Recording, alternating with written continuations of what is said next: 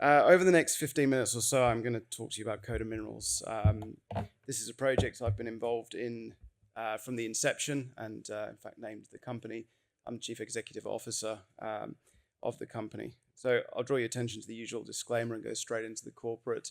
We listed in October 2020, and it's been a really interesting and fairly extreme ride since then. We have two very distinct forms of mineralization on the tenure.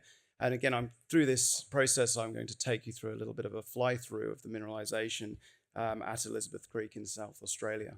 The share price has dwindled a little bit following, obviously, some challenges in the copper funding market in Australia, and also with some shareholders exiting following the IOCG discovery, so the iron oxide copper gold, which has been a little bit slower than maybe we all would have liked. But one thing I'll be showing you today is just how much work we've done over the last 9 months to advance that.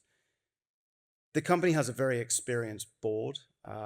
These are developers and operators. Keith Jones, former chairman of Deloitte Australia; Colin Moorhead, exec chair of Xanadu, on the board of Eris, formerly took PT Medeka to a multi-billion-dollar company. Robin Marshall delivered the Gruyere Gold Roads steering committee, or the Gruyere project for Goldfields and Gold Road, one of the few large sort of Australian mega projects which has been delivered without any blowouts. Paul Hallam, one of the founding executives at FMG. Now, I know the board slide is sometimes a little bit boring and people overdo it, but I think when you're dealing with a junior, what you need to know is that, with the exploration success and the move into the next stage, you want to have that confidence of it being steered in the right direction. Because if there's one thing that you'll probably take away from this story today, from the story of Coda Minerals, that the next steps and the next phase will be pretty fundamental to our success. $23 million market cap, over a couple of $1 million in the bank, and sort of very much primed for growth with the foundational assets in the IOCG. We are located in Copper Elephant Country. This is Australia's most productive copper area, close to Olympic Dam, close to Oak Dam West, the very famous BHP discovery, and close to what is now BHP's operating Carrapateena mine just next door. Now, it's not just nearology. We have over 1.1 million tons of contained copper equivalent. That's 800,000 tons of copper and 30,000 tons of cobalt.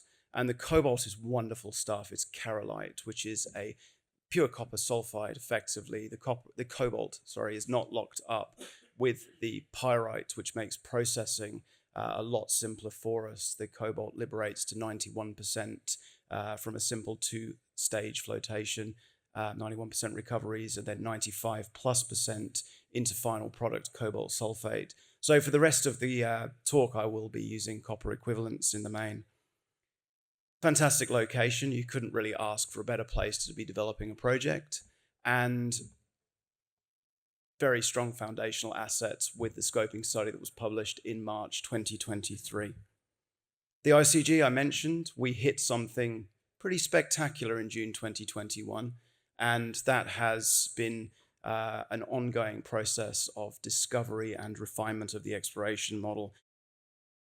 The study released in March 2023 showed an economic project. The assumptions used here were very conservative, $4 a pound copper, but the FX has changed significantly in our favor since that was published, and copper still holding in the low $8,000 per ton. Payback at just 4.75 years, an IRR of 27%. We have been working to optimize this since we released. In a perfect world, you'd take a scoping study as far as you possibly can in terms of optimization, then release. But clearly, the market wants to see what the numbers look like and to see a credible mining and processing plan going forward. We are planning to update this study within the next few weeks, so look out for that in the market. Again, I talked about location, but right on the Stuart Shelf in the Gawler Craton, one of the best places in the world to be looking to develop a copper project. And as we come through here, I'm going to take you on a very quick fly through of the mine plan, or the proposed mine plan within the scoping study. First cab off the rank, MG14, just 15 meters below the ground. Dune sand, we've assumed 30% drill and blast. In reality, it'll probably be free dig. You can move this stuff with your hands. Look at that grade, 1.87% in an open pit, largely free dig copper deposit, just 15 meters below the ground. It's relatively small, but we then move to Windabout within the mine plan. This is our problem child, our lowest grade deposit, but 1.71% copper equivalent, over 1% in the optimized mine plan. In a higher copper price environment, you would convert a much higher proportion of that 18 million tons into sort of the final production target or reserve, as we're currently sitting, assuming $4 a pound, then 6 million tons, but again, 1.7% copper. Again, that's just about 40 meters below the ground. It dips a little bit, and it gives fantastic early cash flow. One of the challenges of developing an underground project, of course, is cash flow as you develop the decline. Having those two open pits is a hugely important resource for us, and important within the early plan. Emmy Bluff, you can see here from an ESG point of view, absolutely fantastic ESG credentials. Really great spot to be developing a project. It's rather beautiful in a very barren and usually very hot way. The resource here you can see 400 meters below the ground. It's a flat dipping ore body. I often enjoy getting out of Australia in the bubble that thinks all projects look like a narrow vein gold project. Flat dipping ore bodies are very common globally, and it's often nice to get to the UK and the States and talk to people who understand these things. 43 million tons at 1.84 in resource, 26 million tons, 1.86 in the production target or reserve. I'm not allowed to say reserve because it's at a scoping study level, but just to clarify, that's effectively what's within the mine plan. So we'll refer to as a production target. Within the mining, the first couple of years, you've got your decline. We're still evaluating spiral versus just a more traditional straight decline, into drive ore, and then into that development ore, and then into production mineralization in years 3 to 4. You can see the plan starting to fill in these lovely sweet spots up the east and western flanks of the deposit. Now the mineralization continues into the next tenement, and one of our current sort of tasks is to try and get hold of that. It's owned by a very large company that we don't believe has a lot of focus on that style of mineralization. And the real horizon here at the moment is to sort of squeeze the lemon a little bit harder and to get this mine plan humming a bit more, convert more of that resource into production target, and to look at alternative mining methods. So one of the things that we've been working on for the last few months is the application of Joy Global machines to mechanical mining underground. We think that's looking pretty good and expect to see an update, including updated economics, within the next few weeks. Clearly, the task here is to say, get at the higher grade areas and to mine as selectively and at low cost as possible. It's maybe a slightly defensive slide, but in Australia, I think people sometimes struggle with the concept of this narrow vein, sort of flat dipping ore body. These are very, very common globally. They're mined all over the world at comparable grades and at much greater depths. So that's not something that keeps me awake at night. So we've got a foundational asset. I'll talk about the IOCG in a moment, but good solid scoping study. Again, that's available online. We've used very conservative assumptions. What next? Well, the first thing is I talked about doing better. We've got a pretty standard drill and blast, long hole open stoping plan. We expect to at least include mechanical cutting as a primary trade-off within early PFS. But for the moment, again, I would expect that to become the primary base case. We will be releasing updated economics on that. So squeeze the lemon, control what you can, do better with what you've got, then look for some more. This is a project which already stands up economically, but there is no doubt that more mineralization is better. These yellow blocks are the interpreted host Tapley. You can see the mine plan just here in the center with the historical current drilling within the resource. We've got 9 areas ready to go. We've got all the evidence in the world this continues. We just don't have a drill hole showing it yet. But the emphasis on yet. We've done an enormous amount of work using multiple types of geophysics, ANT, MT, 2D seismic, correlating these, and we've got screaming targets ready to go. More mine life, more years, definitely involves better economics, especially as it would be unlikely to increase capital significantly. And now we come to the IOCG.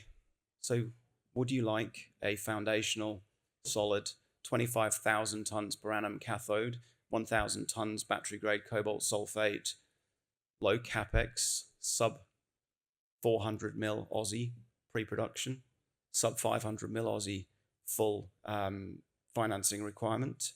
Or would you like a massive tier 1 potential exploration play? The great news is here, kind of have both.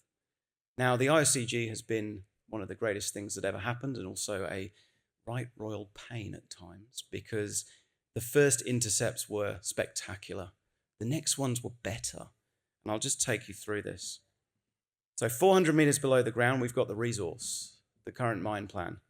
Another 400 meters below that, we struck significant amounts of copper. Incredibly chopped up, cooked up, altered, everything you would expect to see within a major IOCG on the Gawler Craton. Subsequently, over 50 meters of sulfides assaying to around about 1% copper and roughly half a gram per ton gold. Share price shot up, as it does. Suddenly the register turned over 3 times, lots of funds coming in, lots of early morning calls to Denver and New York for me. And we got to drilling. We raised $14 million. We got moving. We went west and went, oh dear, pyrite. Now, quick geology primer on these IOCGs. Pyrite is an iron sulfide. Chalcopyrite is a lower tenor of copper. Bornite, chalcocite, that's the good stuff. They tend to zone in and then zone back out. So we looked at this and went, okay, pyrite, that's a problem. Next hole, full of bornite. We're getting hot. This is looking good. And we kept drilling.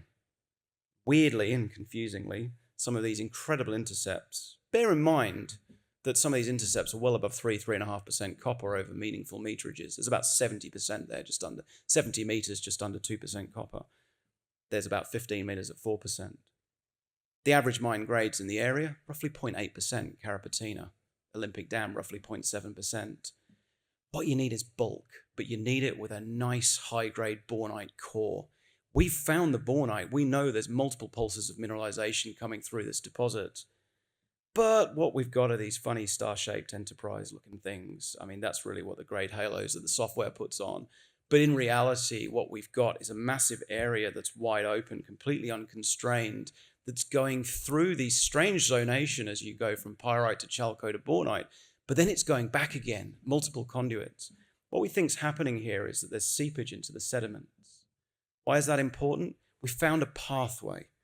We then mapped the basement. You can see here, this is subsequent to our work, but we quite accurately targeted a major gravity high. We've then found within the geophysics, or interpreted at least, combined with what we know from the drilling, these really interesting faults. These seem to be the ones that are conveying the mineralization up from the basement to where we found them in the sediments. So we may have found the source. We may have found more of the pathway.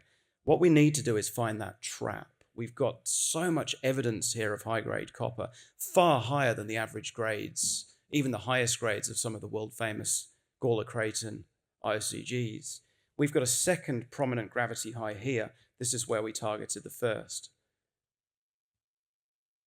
We've now got 2.5 kilometers of area within what is now interpreted as the sediments. So the same kind of environment that we've already found. So we've got this little area here. We've got 2.5 kilometers going that way. We got no drilling. We've got all the evidence in the world of a major copper system, 2 in fact. They're about 1 billion years apart geologically as well. So the top one is not from the same event. It's to do with the structural setting, but it's not from the same fluids. And we'd like to go and find it. We'd like to go and drill it, and that's what we intend to do.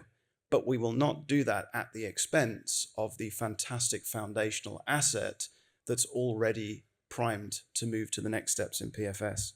So what next? Unsurprisingly, for an impecunious copper junior based on the ASX, we need money. We're currently in discussions with multiple funding parties. A data room has been set up for about 6 months now. These things do take time. In the meantime, we've been optimizing the project. We've defined major new targets, both close to where the proposed mine would be, plus within a 28 square kilometer area completely unconstrained by drilling. And we've refined the IOCG exploration model significantly, and that's now ready to move to the next steps. Thank you.